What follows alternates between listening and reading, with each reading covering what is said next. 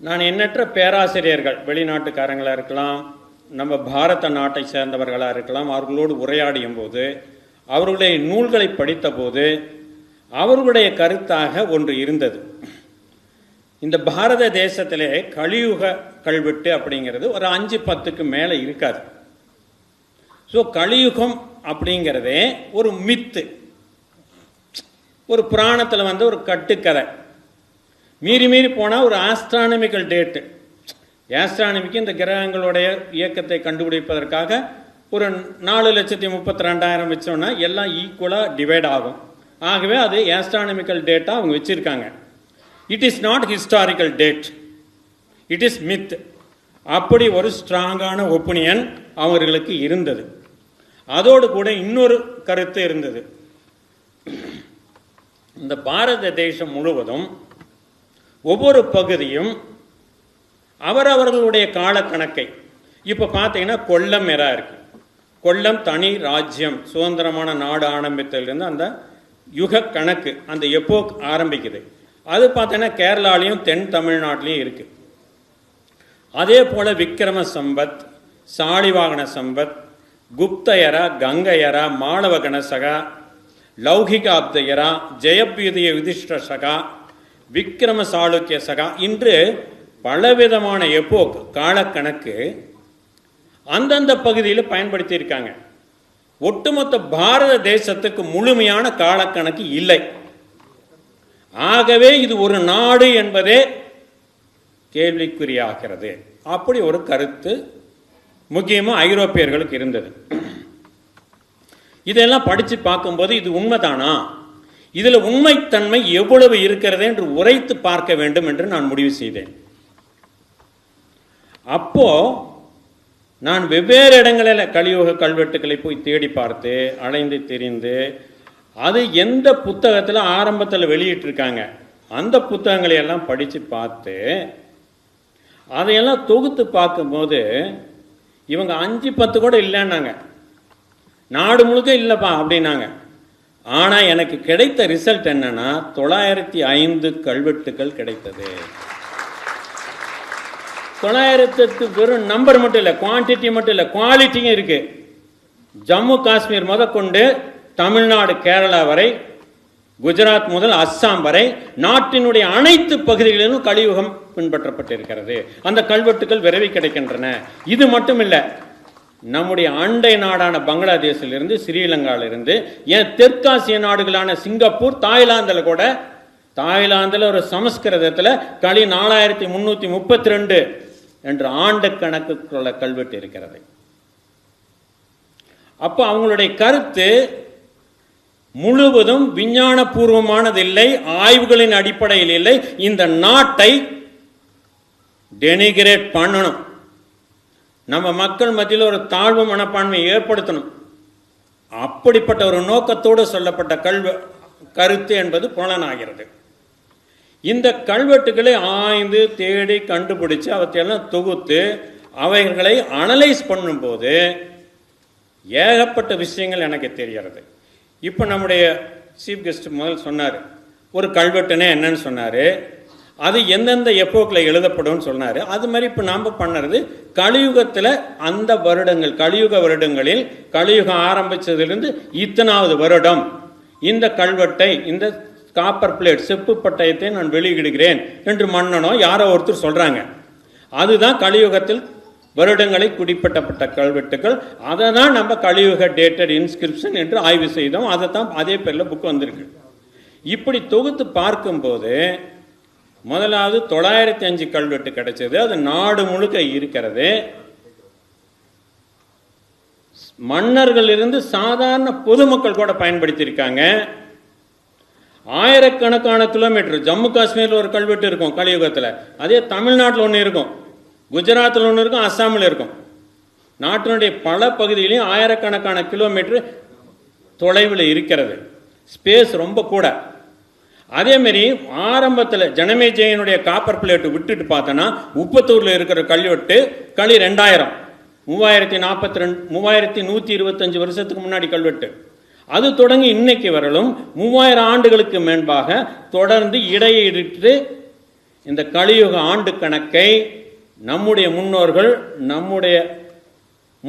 மட்டும் இல்லாமல் அயல்நாட்டவர்கள் சேர்ந்தவர்களும் பின்பற்றி இருக்கிறார்கள். டைமு அதுவும் ஆயிரக்கணக்கான வருஷம், ஸ்பேஸு thousands of kilometers.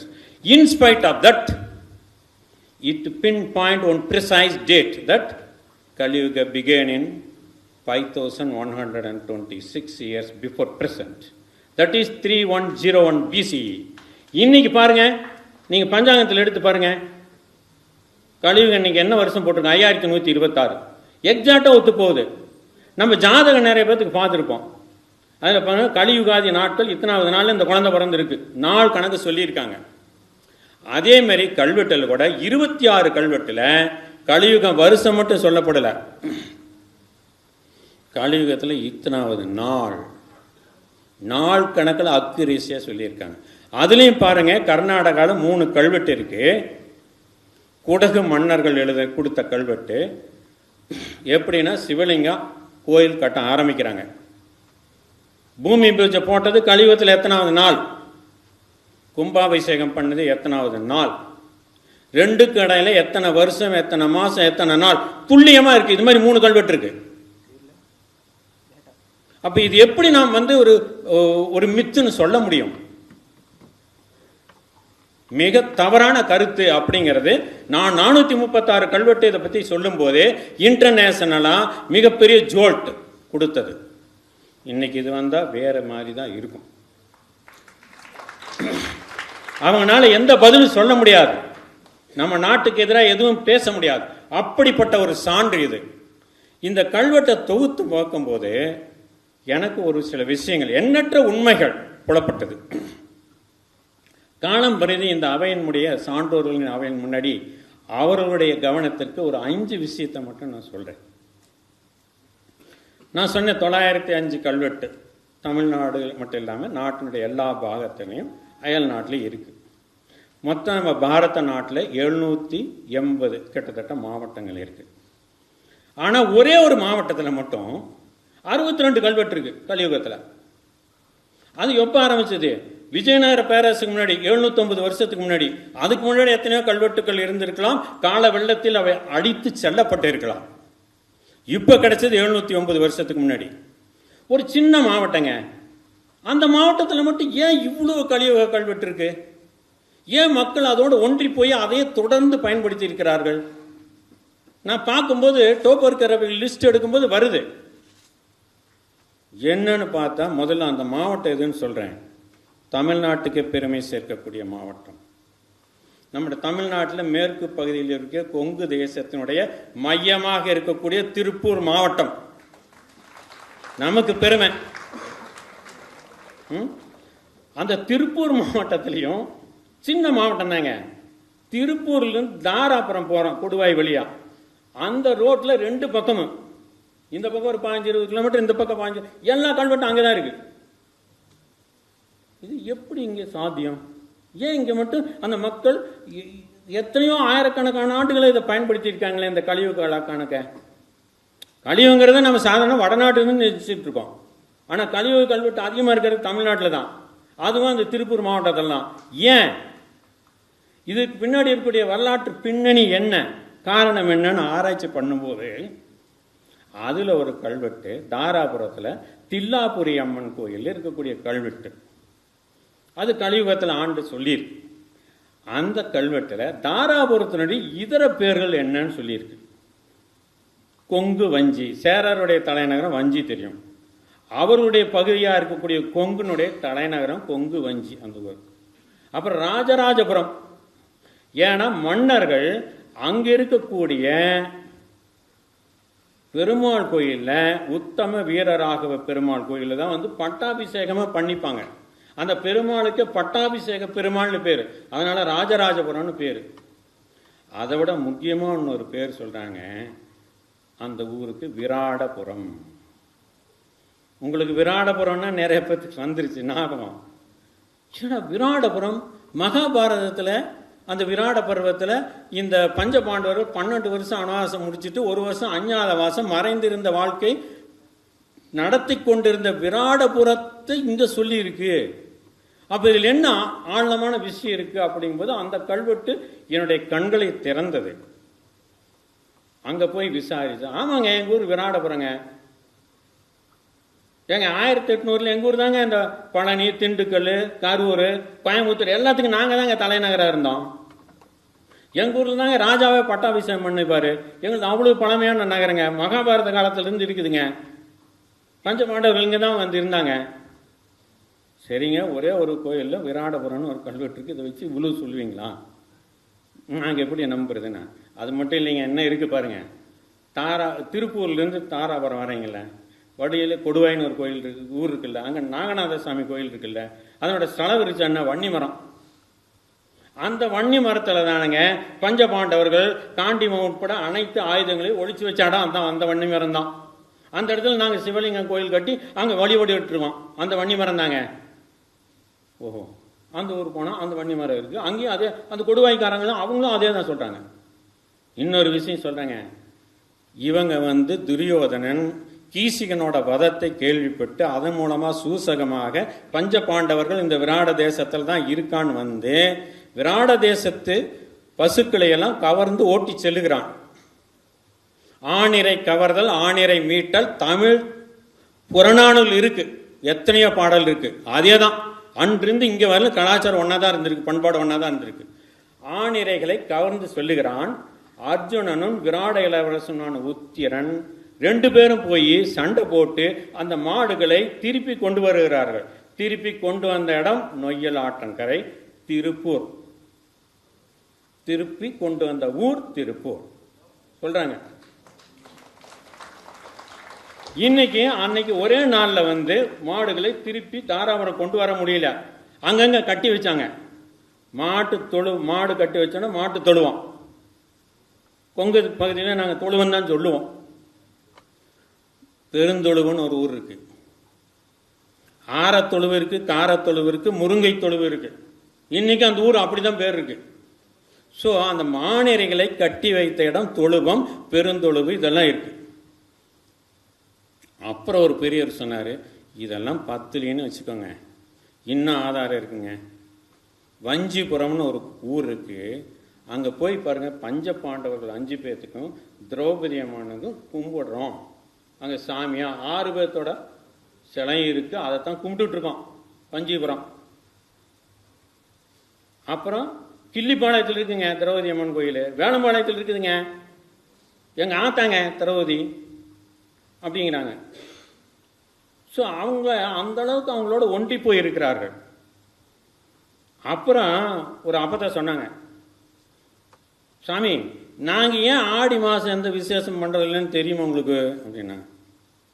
சொல்லுங்கண்ணு அப்படின்னாங்க. என்னமோ பள்ளிக்கூடத்தில் போய் படிக்கிறேன், காலேஜில் போய் படிக்கிறேங்கிற சொல்லி ஏன் பண்ணுறது இல்லை நாங்கள். நமக்கு நம்ம காலேஜில் எந்த ப்ரொஃபஸரும் சொல்லி தரலையே சொல்லிட்டு இந்த அப்பா வந்து கேட்டாங்க, சாமி அன்னைக்கு அந்த ஆடி மாதத்தில் தான் சாமி அர்ஜுனன் போய் துரியோதனோட சண்டை போட்டு மாடெல்லாம் திருப்பி கொண்டு வந்தான், அந்த சண்டை நடந்தது, அதனால ஆடி மாதமே போர்க்களம் சாமி, போர்க்களம். போர்க்களத்தில் எப்படிங்க சாமி விசேஷம் பண்ணுறது சொல்லுங்கண்ணே அப்படின்றாங்க. அப்போ போர்க்களம் ஆடி மாதம், அதனால தான் ஆடி மாதம் அங்கே கொங்கு பகுதியில் முக்கியமாக எந்த விசேஷம் பண்ணுறதில்ல. இன்னொன்று ஆடி 18 அன்னைக்கு அந்த அப்போ சொன்னாங்க, நான் சின்ன வயசாக இருக்கும்போது, இப்போ தான் நீங்கள்லாம் மறந்துட்டீங்க, நம்முடைய வாழ்க்கை முறை எல்லாம் நடைமுறையை மறந்துட்டீங்க. நாங்களாம் அப்போ வந்து வீட்டில் இருக்கிற அருவா கத்தியெல்லாம் கொண்டு போய் ஆற்றுலையோ குளத்துலையோ கழுவிட்டு வருவோம். அர்ஜுனன் ஜெயிச்ச நாள் ஆடி 18, ஆடி பெருக்கு. இந்த அப்பத்தை அவ்வளோ சொல்கிறாங்களே, நிஜம்தானா ஆடி மாதம்தான் சண்டை நடந்ததா அப்படி எனக்கு ஒரு சந்தேகம் வந்தது. நாம் என்ன காலேஜெல்லாம் படிச்சிருக்கோம்ல, எதை சொன்னாலும் சந்தேகப்படுவோம், உண்மையை தான் சந்தேகப்படுவோம். நான் போய் மகாபாரத வேத வியாசர் எழுதுன்னு புத்தகத்தை எடுத்து படித்தேன், சமஸ்கிருதம், ஒரிஜினல் சமஸ்கிருதம். அதில் விராட பருவத்தில் 47ஆம் அத்தியாயத்தில் 23ஆம் ஸ்லோகம் சொல்லுது, அதேசிகா மகா ஆரண்யே கிரீஷ்மே சத்ருவசம் கதா. கர்ணன் வந்து சொல்றான் துரியோதன கூட்டத்துக்கு, ஐயா அந்த மிக வறண்டமான பகுதியில் இந்த கோடை காலத்தில் வந்து சிக்கிட்டோம் ஐயா. கிரீஷ்மே அப்படின்னா கிரீஷ்ம காலம், கிரீஷ்ம ரித்துனா கோடை காலம். தமிழில் என்ன சொல்கிறோம், இளவேநீர் காலம் சித்திரை வைகாசி, முதுவேநீர் காலம் ஆணி ஆடி, கடுமையான வெயில் இருக்கக்கூடியது. கரெக்டாக பொருந்து தான். ஆடி மாதம் அந்த அப்பதான் சொன்னதும் வியாசர் சொன்னதும் பொருந்து போகுது. அப்போ மிகச்சரியாக அந்த போர் இது செமிஃபைனல். ஃபைனல் குருச்சேத்திரத்தில் நடக்குது, செமிஃபைனல் தாராபுரத்தில் திருப்பூரில் நடக்குது. அதுக்கப்புறம் 4-5 மாதம் தான் குருச்சேத்திர போர். அங்கே குருச்சேத்திரத்தில் மார்கழி மாதம் நடக்குது.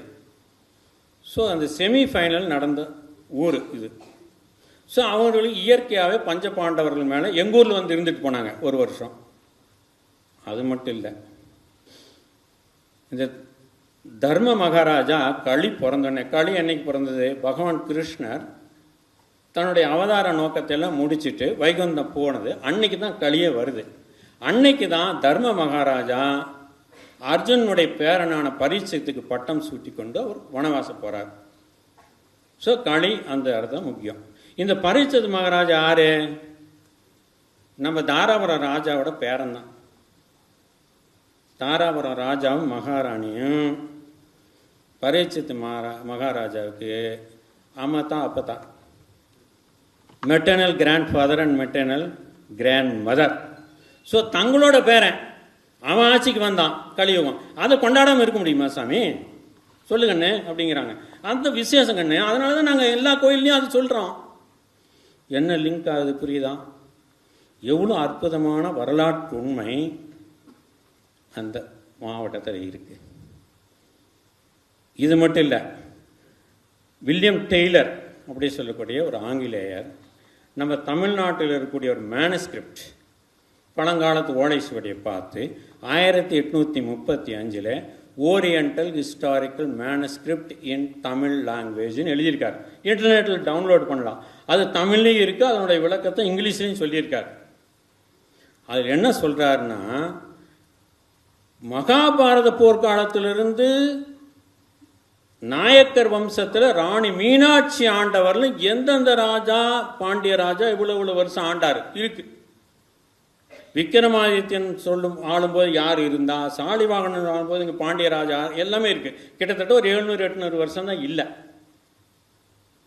அதுல பிப்பிரவாகனன் அப்படின்னு ஒரு ராஜா சொல்றாரு. இது யாருன்னா, அர்ஜுனன் இந்த பெரிய வனவாசம் போறதுக்கு முன்னாடி அவர் தேச சுற்றுப்பயணம் பண்ணிட்டார். நம்ம தமிழ்நாட்டுக்கு வரார். நீங்க மகாபாரதத்தினுடைய வேதவியாசர் எழுதின கும்பகோணம் எடிஷன் இருக்கு, சதர்ன் ரெசிடென்ஷன் ஒரு எடிஷன் இருக்கு. அதில் என்ன சொல்லுதுன்னா, தன்னுடைய தென்பகுதி கடல்ல முழுகிறதுனால பாண்டிய ராஜா வடக்க மதுரையை காட்டை அழிச்சு நிர்மாணம் பண்ணிட்டு இருக்கும்போது தற்காலிகமா மணலூர்ல தங்குறார். அந்த மணலூருக்கு பாண்டிய ராஜா பொண்ணு சித்ராங்கி கல்யாணம் பண்றார். ஆனா அந்த பாண்டிய ராஜாவுக்கு ஆண் வாரிசு இல்லை, ஒரே ஒரு பொண்ணு தான். அப்போ நிபந்தனை விதிக்கிறார், உனக்கு பிறக்கக்கூடிய முதல் ஆண் குழந்தைய எனக்கு கொடுத்துடணும், ஏன்னா எனக்கு அப்புறம் அவன் தான் ராஜாவான். ஸோ அந்த பிப்பிரவாகனன் யாருன்னா, அர்ஜுனனுக்கும் பாண்டிய இளவரசி சித்ராங்கிக்கும் பிறந்த பையன். அதாவது குந்தி தேவியோட பேரங்க. சுருக்கமாக சொல்ல போனா குந்தி தேவி எங்க அம்மா தான். முடிஞ்சுதான். அப்ப இங்கிருந்து நாம தான் பரீட்சத்தை கொடுத்தோம், அவங்க தான் பாண்டிய ராஜாவை கொடுத்தாங்க. வடநாடுக்கும் தென்னாடுக்கும் எவ்வளவு உறவு முறையில் வரலாற்று ரீதியாக, கலாச்சார ரீதியாக, பண்பாட்டு ரீதியாக எவ்வளவு உறவு முறை இருக்கிறது அப்படிங்கும்போது இந்த கலியுக கல்வெட்டுகளை தொகுத்து ஆய்வும் போது தெரியுது. இன்னொன்று, யாழ்ப்பாணத்தில் இன்னைக்கு யாழ்ப்பாண பல்கலைக்கழகத்தில் ஒரு கல்வெட்டு இருக்கு. கலியுகம் 3025, 2100 வருஷத்துக்கு முன்னாடி கல்வெட்டு இன்னும் அங்கே வச்சிருக்காங்க, போட்டா இருக்கு. அதுல களி 3025 தீர்த்தம் கொடுப்பதற்காக சிங்கை ஆரியனால் இந்த குளம் வெட்டப்பட்டது. இந்த சிங்கை ஆரிய சக்கரவர்த்தி யாரு? அங்கிருந்த மலவராயர், அங்க ஒரு அரசு இல்லை, ஆட்சியாளர் இல்லை, அரசன் இல்லைன்னு சொல்லிட்டு சோழ நாட்டுக்கு சோழராஜாவுக்கு 4 பசங்க. ஒருத்தர் பாண்டிய நாட்டில் படிச்சுட்டு இருந்தார், அங்கே போய் கூட்டிட்டு பாண்டிய ராஜாலாம் படைப்பலம் கொடுத்து, சோழராஜாவும் படைப்பலம் கொடுத்து, இவர் தொண்டை நாட்டிலிருந்து மக்களை கொண்டு போய் குடியேறி அங்கே நல்லூரில் தலைநகரம் ஏற்படுத்தி கோட்டை கொத்தளமெல்லாம் ஏற்படுத்துறாரு. அப்புறம் ஒரு வெயில் உகந்த பிள்ளையார்னு ஒரு கோயில் கட்டுறாரு. அதுக்கு தீர்த்தம் கொடுக்கறதுக்கு ஒரு குளம் வெட்டுறாரு, நாயன்மார்கட்டு அப்படிங்கிற இடத்துல. அந்த கல்வெட்டு தான் அந்த ராஜா பேரு சிங்கை ஆரிய சக்கரவர்த்தி. அந்த ஆரிய சக்கரவர்த்தியோட பரம்பரை ஸ்ரீலங்காவில் வடபகுதியில் 1600 1300 வருடங்கள் அதுக்கப்புறம் ஆட்சி பண்ணியிருக்காங்க. ஸோ இங்கிருந்து தான் நம்ம சிங்கை ஆரிய சக்கரவர்த்தியை சோழ தேசத்துலேருந்து போனவர் தான். அப்போ வட தென் பாரதம் மட்டும் இல்லாமல் தென் நாடுகள், தென் ஆசிய நாடுகள், தெற்காசிய நாடுகள் மத்தியிலையும் நமக்குள்ள ஒரு உறவு முறை இருந்திருக்கிறது. வரலாற்று ரீதியாக காலத்தை கடந்து நிற்கக்கூடிய, மனதின் இதயத்தின் அரியாசனத்தில் ஆழத்தில் வீட்டு இருக்கக்கூடிய ஒரு பிணைப்பு இருந்திருக்கிறது என்பது இந்த கல்வெட்டின் மூலமாக முதலாவது விஷயமாக நம்ம தெரிந்து கொள்கிறோம். ரெண்டாவது விஷயம் ரீஇன்ஸ்கிரிப்ஷன் என்ற நடைமுறை. இது ஏனோ நிறைய கல்வெட்டில் இது ஒரு பழங்கல்வெட்டுப்படி அப்படியெல்லாம் சொல்லியிருக்கு. ஆனால் இந்த மேற்கத்திய வல்லுநர்கள், அவரை தொடர்ந்த நம்ம நாட்டு வல்லுநர் ஏன் இதை கவனமே செலுத்தலை? இது பாருங்கள், திருமலைப்பாடியில் கோயில் கோபுரம் இடிஞ்சு போச்சு. திருப்பி கட்டும்போது ராஜராஜ சோழன் என்ன சொல்கிறாரு, எல்லா கல்வெட்டையும் படி எடுத்து இன்னொரு ஆள் செக் பண்ண, அதை ஒரு புத்தகமாக வை, மறுபடியும் கட்டும்போது வெட்டிடு. அதேமாதிரி திருக்கோடிக்காவில் ஈஸ்வரனோட கோயில் செங்கல் மேனியாக இருக்குது, கற்றளியாக மாற்றணும். ராஜராஜ சோழனுடைய சுத்தப்பா உத்தம சோழனுடைய அம்மா மகாராணி செம்பியன் மாதேவி ஆர்டர் போடுறாங்க, எல்லா கல்வெட்டும் கரெக்டாக வெட்டி எடுக்கணும்ப்பா, திரும்பி செங்கல் இடிச்சுட்டா கல்வெட்டையும் இடிச்சிடாத, எழுதி வச்சு மறுபடியும் வெட்டு. ஏன் அவங்க அப்படி சொல்லணும்? இத்தனைக்கு பாருங்க, அந்த 2 கோயில் இருந்த கல்வெட்டு பாண்டியர் கல்வெட்டு, பல்வரலாவர் கட்டு, முத்தரையர் கல்வெட்டு, இவங்க விரோதிகள், இவங்களோட சண்டை போட்டிருக்காங்க. எதிரியோட கல்வெட்டும் இருக்கணும். ஏன்? அந்த கல்வெட்டு வரலாற்றை காண்பிக்கிறது. அந்த வரலாறு வருங்காலத்திற்கு மிக அவசியமான ஒன்று. அது ஏன் கடைசியாக சொல்கிறேன். ஸோ அன்னைக்கு நம்முடைய மன்னர்கள், மகாராணிகள் கல்வெட்டு அது காட்டும் வரலாற்றுக்கு அவ்வளோ முக்கியத்துவம் கொடுத்துருக்காங்க அப்படிங்கிறத தெரிஞ்சுக்கிறோம். அதனால தான் ரீஇன்ஸ்கிரிப்ஷன் நடந்திருக்கு. இன்னொரு கல்வெட்டு குற்றால ஈஸ்வரர் கோயிலில் ராஜராஜ சோழனோட கல்வெட்டு, இப்போ சார்பட திருமகள் போல பெருநிலம் அப்படி ஆரம்பிக்கும். அந்த கல்வெட்டு ராஜராஜ சோழன் கொடுத்தது, நடுவில் அந்த கல்வெட்டு டேமேஜ் ஆயிடுச்சு, கிராக் ஆயிடுச்சு. அப்போ இருந்த பெரியவங்க என்ன பண்ணாங்கன்னா அதை திரும்பி வெட்டுறாங்க. அதில் என்ன சொல்லியிருக்கு, பழங்கல்வெட்டு வட்டமாதலால் வட்டெழுத்தில் இருப்பதால் தமிழாக படியெடுத்து கல்வெட்டினப்படி இன்னைக்கு இருக்கு. அதாவது அந்த காலத்தில் என்ன தமிழ் எழுத்து இருந்ததோ, வரி வடிவம் இருந்ததோ, எழுத்து அதில் பழைய வட்டெழுத்தில் பண்ணலை. ஏன் பண்ணலை? அது 500 வருஷத்துக்கு முன்னாடி. அந்த வட்டெழுத்துல இன்னைக்கு யாரும் சாதாரண மக்கள் படிக்க முடியாது. Experts can read. ஸோ அதனால தமிழாக படியெடுத்து கல்வெட்டினப்படி. அப்போ நம்மளுக்கு தெரியக்கூடிய உண்மை என்னன்னா, இந்த கல்வெட்டு மறுபடியும் வெட்டும் போது பழைய எழுத்துல பண்ணல, அன்னைக்கு இருக்கக்கூடிய கரண்ட் வேக இருக்கக்கூடிய அந்த வரி வடிவத்துல பண்றாங்க. இது முக்கியமான விஷயம். இதை they have missed. Pitiably they missed. ஏன் மிஸ் பண்ணாங்கிறது அப்புறம் வரேன். இப்போ அதனால நிறைய கல்வெட்டுக்களை ஜான் ஃபெய்த்ஃபுல் ஃப்ளீட் ஆகட்டும், ராபர்ட் சாலமன் ஆகட்டும், ராபர்ட் சேவல் ஆகட்டும், லூயிஸ் ரைஸ் ஆகட்டும், அலெக்சாண்டர் கன்னிங் ஆகட்டும், இது தே மிஸ்டு. இதனால நிறைய கல்வெட்டு திருப்பி திருப்பி படி எடுக்கும்போது அதை விட மாடர்ன் பீரியடில் உள்ள எழுத்தில் எழுதுனால it is modern period, 18th 19th century. ஆகவே இதில் ராஜராஜ சோழன் போய் எங்கே போய் 18, 18, 19ஆம் நூற்றாண்டில் இருந்தார். ஆகவே இது போர்ஜரி அப்படி சொல்லிட்டாங்க. போர்ஜரி அப்படிங்கிறது நம்ம நாட்டில் கிடையாது. நம்ம நாட்டில் போர்ஜரியை அறிமுகப்படுத்தின புண்ணியவான் யாருன்னா ராபர்ட் கிளைவ். 1751 பிளாசி யுத்தத்தில் ஒரு ஒப்பந்தம் போடும்போது கவர்னரோட கையெழுத்து இவரே போடுறார். பார்லிமெண்ட்ல, பிரிட்டிஷ் பார்லிமெண்ட்ல ஒத்துருக்கிறார். ஆகவே அந்த புண்ணியவான் தான் நம்மளுக்கு போர்ஜரியை கற்றுக் கொடுத்தது. அதுக்கு முன்னாடி நம்ம நாட்டில் போர்ஜரி கிடையாது. ஆனால் அங்கே போர்ஜரி ஐரோப்பாவில் சகஜனால இவங்க எதை எடுத்தாலும் நம்மளுக்கு போர்ஜரின்ட்டாங்க. உதாரணத்துக்கு சொல்கிறேன், ஜனமே ஜெயினுடைய காப்பர் பிளேட் இருக்குது. ஹரியானாவில் ஒன்று இருக்குது, நம்ம கர்நாடகாவில் ஒன்று இருக்குது, ஒரு மடத்தில் வச்சுருக்காங்க. அதனுடைய போட்டோ கூட இருக்குது. டிக்சன் எடுத்து போட்டோ வச்சிருக்காரு. அதை நம்ம புத்தகத்தில் கொடுத்துருக்கோம். அதை John Faithfull Fleet Indian Antiquary volume 4 குறிப்பிட்டு இது போர்ஜரின்ட்டார். ஏயா போர்ஜரின்னு நவீன காலத்து எழுத்துல இருக்கு. அடுத்து ராபர்ட் சோலமன் அதுக்கு விட்டு ஜனமேஜயனை ஒரு லெஜெண்டரி கிங்கு, வரலாற்று புருஷன் அல்ல, வரலாற்று மனிதன் அல்ல, ஒரு மித்திக்கல் பர்சன். அதனால இது பொய் அப்படின்ட்டாங்க. ஆனால் அந்த ஜனமேஜயனுடைய கல்வெட்டு படிச்சிங்கன்னா, நம்ம ஏற்கனவே பார்த்தோம் குற்றாலம் கல்வெட்டில், திருப்பி பிரதி எடுக்கும்போது அந்தந்த காலத்து எழுத்துல எழுதுறாங்க. ஒரு காப்பர் பிளேட்டு அது 5036 வருஷம் பழமையானது. ஏங்க ஒரு காப்பர் பிளேட்டு 5000 வருஷம் நிற்குமா? போயிடாது, வேறன்ட்டு இல்லை. அப்போ என்ன பண்ணணும்? கொஞ்சம் டேமேஜ் ஆனால் திருப்பி எழுதுவாங்க. இப்போ திருக்குறளே இருக்குன்னு வச்சுக்கோங்க. திருக்குறள் எழுதுன அந்த ஒரிஜினல் ஓலை சுவடி நம்மளுக்கு கிடைச்சா படிக்க முடியுன்றீங்க? அது என்னவோ அப்போ எழுத்து வடிவு எழுந்திருக்கும், அதில் எழுதிப்பார், கட்டாயம் படிக்க முடியாது. ஒரு 200-300 வருஷத்துக்கு அப்புறம் திருப்பி திருப்பி எழுதுனதுனால நவீன காலம் ஒரு 300-400 வருஷத்துக்கு முன்னாடி எழுதுனது நம்ம ஈஸியாக படிச்சிடறோம். இப்போ சிந்து சரஸ்வதி சமவெளி அந்த ஏன் சீல் படிக்க முடியல? ரீகாப்பி பண்ணலை. அந்த சீல் அப்படியே பூமியில் புதஞ்சிருச்சு. இன்னைக்கு பூமியை தோண்டி எடுக்கும்போது அந்த ஒரிஜினல் எழுத்தில் இருக்குது, நம்மளுக்கு ஒன்றும் தெரில. அதனால தான் இன்னைக்கு பிரச்சனையே. அதையும் திருப்பி திருப்பி காப்பி பண்ணியிருந்தால் எழுத்து படிச்சிருப்போம். ஸோ ஒரு பனை ஓலை சுவடி ஆகட்டும், காப்பர் பிளேட் ஆகட்டும், கல்வெட்டு ஆகட்டும், அதனுடைய காலம் it has a life time. Every thing has life time. அப்போ அதை திருப்பி எழுதியிருக்காங்க அப்படிங்கிற சாதாரண அறிவு கூட ஜேஎஃப் லைட்டுக்கு கிடையாது, ராபர்ட் சாலமனுக்கு கிடையாது. அவங்க ஏன் ஜனமேஜயனை லெஜெண்டரி கிங்னு சொன்னாங்க? ஏன்னா அவங்களுடைய ஆன்டிக்விட்டிங்கிறது ஐரோப்பாவில் எக்ஸப்ட் கிரீக் அண்ட் ரோம் அது வந்து 2500 இயர்ஸ், அதுக்கு முன்னாடி கிடையாது. இங்கிலாந்து எடுத்தோன்னா வெறும் 800 வருஷம்தான்.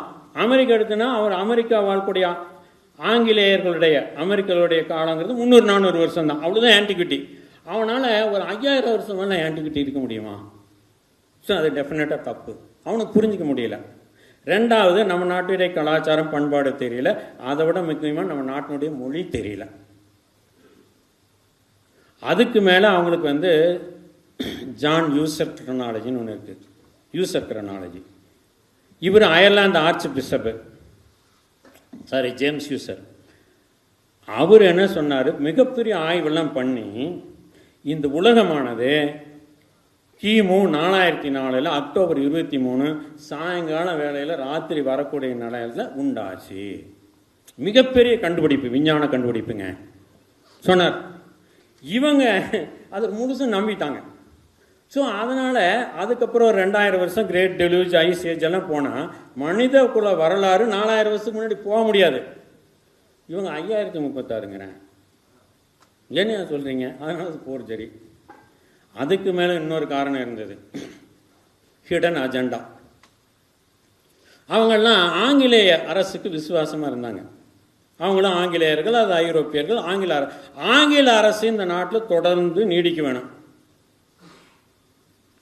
அது மட்டும் இல்லாமல் நீடித்து இந்த நாட்டை கொள்ளையடிக்கணும். அது அவங்க agenda. To help their nation with patriotism பண்ணாங்கன்னு வச்சுக்கலாம். ஆனால் பேட்ரியாட்டிசம் உன் நாட்டுக்கு பாதுகாப்பாக இருந்தால் பரவாயில்ல, அடுத்த நாட்டுக்கு எடுக்கூடாதில்ல. அவங்க பண்ணாங்க. அதனால் இந்த பழம் பெருமையை குறைக்கணும், தொன்மையை குறைக்கணும். குறைச்சி நம்ம நாட்டு மக்கள் மத்தியில் ஒரு இன்ஃபீரியாரிட்டி காம்ப்ளெக்ஸ் உருவாக்கணும், தாழ்வு மனப்பான்மை. ஐரோப்பியர்களை பார்த்து அப்படி அண்ணாந்து பார்க்கக்கூடிய அந்த மனோபாவம் இருந்தால் மட்டுமே நம்முடைய ஆட்சி காலாகாலத்துக்கு நீடிக்கும், நாம் இந்த நாட்டை சுரண்ட முடியும். It is the hidden agenda to rule and loot Bharat. இந்த விஷயத்துக்காக அவங்க குறைச்சாங்க. ஸோ இந்த கல்வெட்டு ஜனமேஜயனுடைய காப்பர் பிளேட் அவர் ஃபோர்ஜரின்ட்டார். யாராவது நம்ம செகண்ட் ஒப்பீனியன் வாங்கணுமா? JF light is authority for everything. Robert Solomon அத்தாரிட்டியா? ஏன் நம்ம நாட்டில் பெரிய பெரிய அகழ்வாராய்ச்சி நிறுவனர்கள், கல்வெட்டு நிபுணர்கள் இல்லையா? ஏன் செகண்ட் ஒப்பீனியன் வரல? ஏன் அந்த ஜஸ்டிஃபிகேஷன் அந்த கல்வெட்டுக்கு கொடுக்கல இவங்க? That is my question.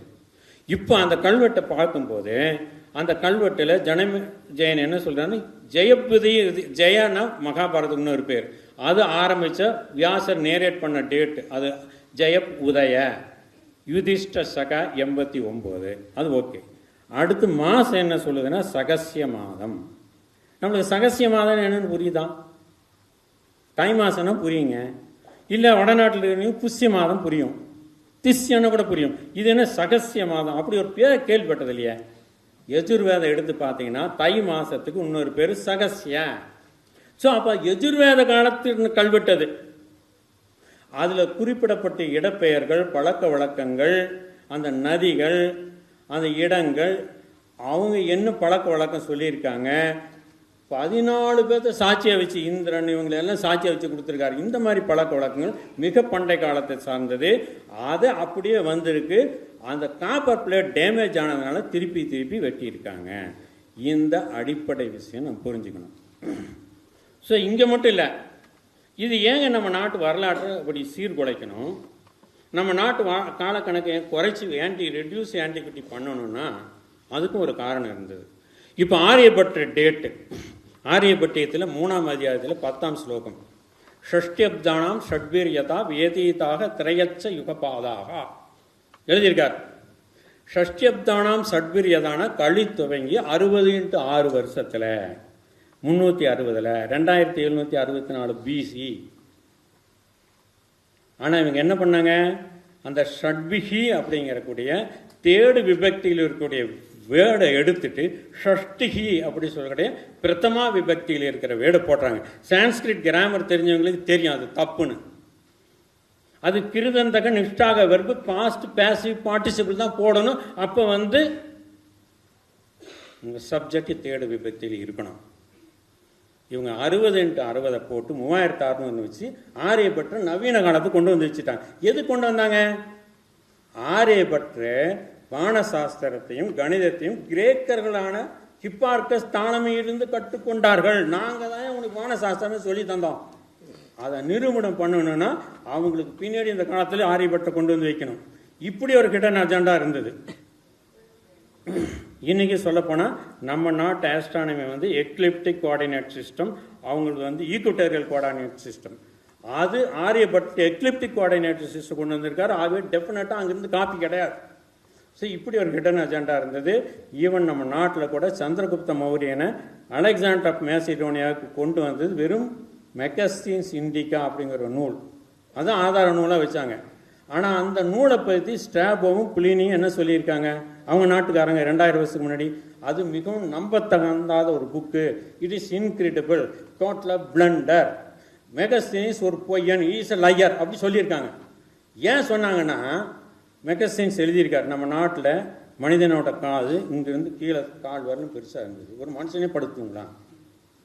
மூக்கு இல்லாத மனுஷன், வாய் இல்லாத மனுஷன், குரங்கு தலை இருக்கிற மனுஷன், எறும்பு, பெரிய ஃபாக்ஸ், நிறைய அளவு, இதெல்லாம் இருக்கு. அது ஒரு ஹிஸ்டாரிக்கல் டெக்ஸ்ட்னு வச்சு அதை வச்சு பண்ணிட்டாங்க சீ டேங்கர்னு. ஆனால் உண்மையான சீ டேங்கர் எது? கலியுக வருஷம்தான். அதைத்தான் இந்த இதில் சொல்லியிருக்கேன். ஏன் கலியுக வருஷத்தை நம்ம சீ டேங்கர்னு சொல்கிறோம்?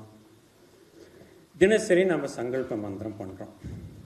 கோயில் கும்பாபிஷேகம் முக்கியமான நாள் சில வீட்டில் தினசரி பண்ணுறோம். என்ன பண்ணுறோம்? அத்திய பிரமணஸ் துவதீய பரார்த்தே ஸ்வேதவராக கல்பே வைவஸ்வத மன்வந்திரி அஷ்டாவிம்சதி தமே கலியுகே பிரதமே பாகே.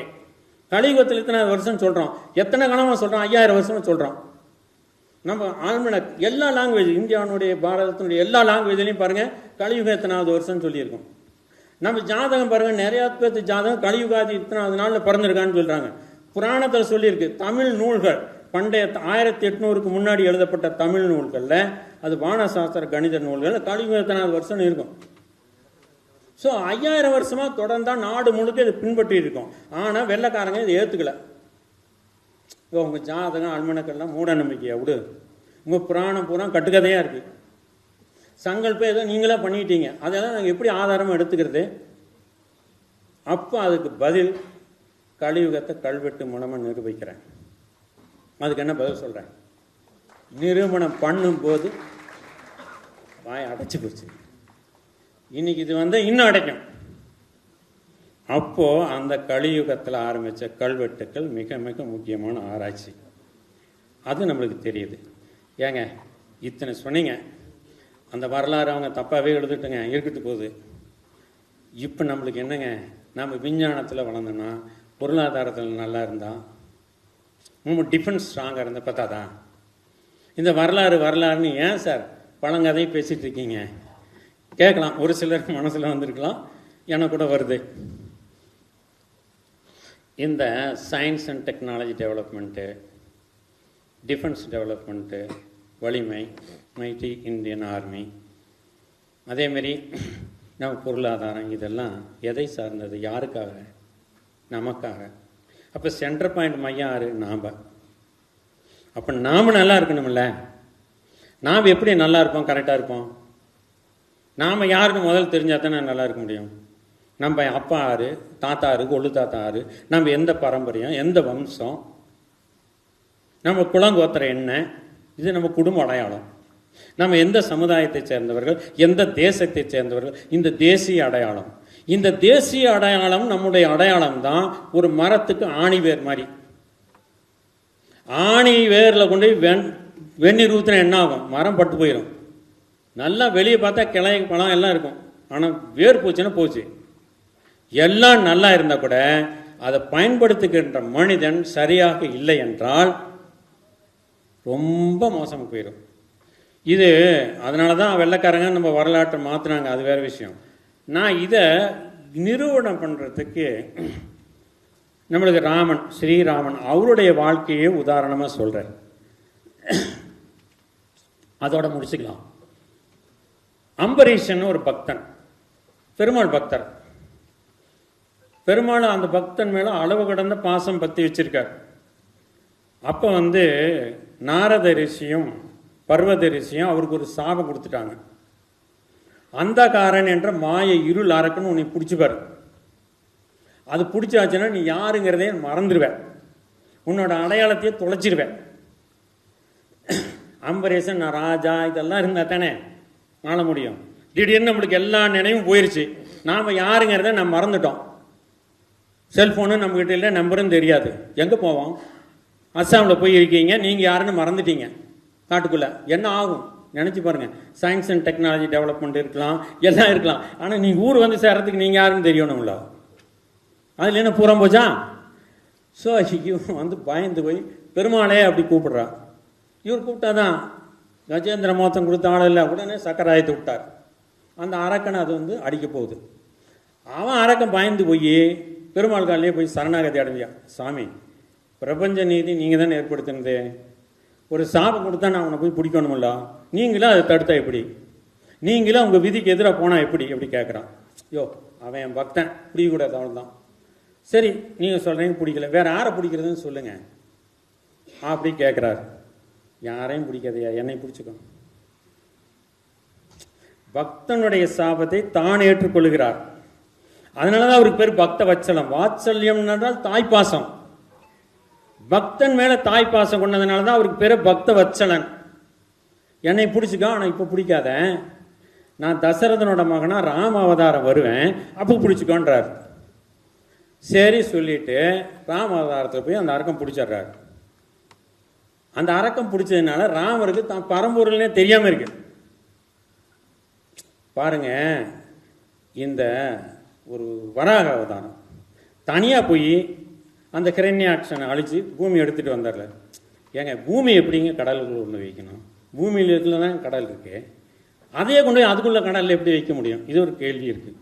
ஆனால் இன்னைக்கு விஞ்ஞானம் கண்டுபிடிச்சதுக்கு பிரபஞ்சத்தில் ஆயிரக்கணக்கான லைட் இயர்ஸ்க்கு அந்த பக்கம் நம்ம கடலை போல 1000 மடங்கு பெரிய கடல் அப்படியே இருக்குன்னு கண்டுபிடிச்சிருக்காங்க. ஸோ கிரண்யாட்சன் ஏன் அந்த கடலில் கொண்டு வச்சிருக்கூடாது பூமியை? சயின்டிஃபிக்காக யோசிக்கணும், சும்மா தாறுமாற கேள்வி கேட்கக்கூடாது. அப்படி வச்சோடனே தனியாக போய் எடுத்துகிட்டு வந்தார். இந்த குள்ளவர் இருக்கார் இல்லையா, மகாபலி சக்கரவர்த்திட்டு போகிறார்ல, குள்ளவர் தான் தனியாக தானே போனார். சிங்கிளாக தான், சிங்கிளாக போச்சுன்னா அப்படி போனார். கரெக்டாக போய் முடிச்சுட்டு வந்துட்டார். கிருஷ்ணர் என்ன பண்ணுறாரு? நக்னஜிதியை கல்யாணம் பண்ணுறதுக்கு 7 குதிரை அடைக்கணும், 7 காளை மாடு.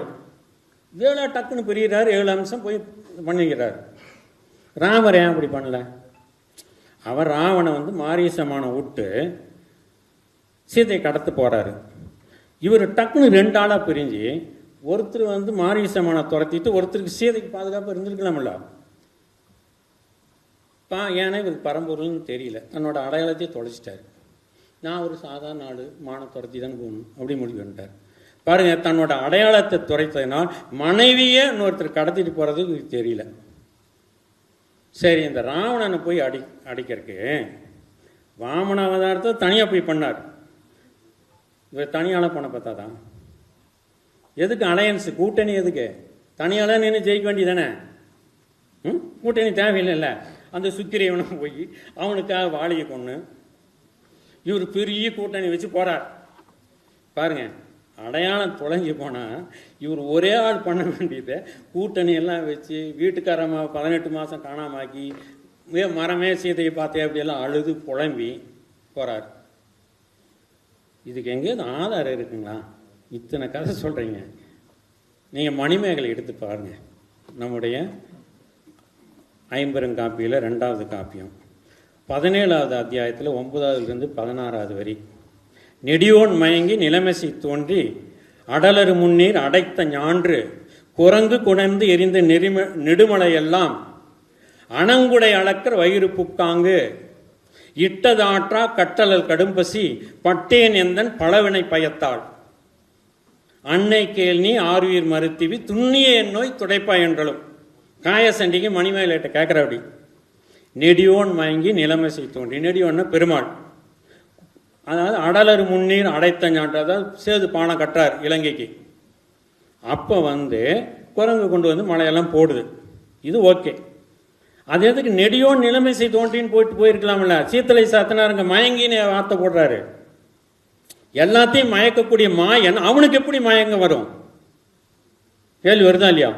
அதுக்கு உவே சாமிநாதர் ஐயரும் வெங்கடப்ப நாட்டாரும் அவை துரைசாமி பிள்ளையும் உரை எழுதியிருக்காங்க. இதுக்கு விளக்கம் போய் நீ லிங்க புராணத்தில் பாரு. உவே சாமிநாதர் சொல்லியிருக்கார், தன்னை மாயன் என்று அறிந்திடாது உறைந்தனன் சார்ந்தே. தன்னை அந்த பெருமான் உணராமல் இருந்துட்டாரியா, அதான் மயங்கின்னு போட்டிருக்கோம். லிங்க புராணத்தில் இந்த கதை ஃபுல்லாக இருக்கு. சரிங்க, லிங்க புராணம் ஆதான்னு சொல்லிட்டீங்க. கம்பராமாயணம் சொல்லுதான் அவர் தன்னை மறந்துட்டாருன்னு. அப்போ தான் நாங்கள் ஏற்றுக்குவோம். எங்கள் தமிழ் எங்கள் முப்பாட்டம் சொல்லியிருக்காரா? சொல்லு. கம்பராமாயணத்தில் மீட்சி படலத்தில் 98ஆம் பாடல் போய் பாருங்க.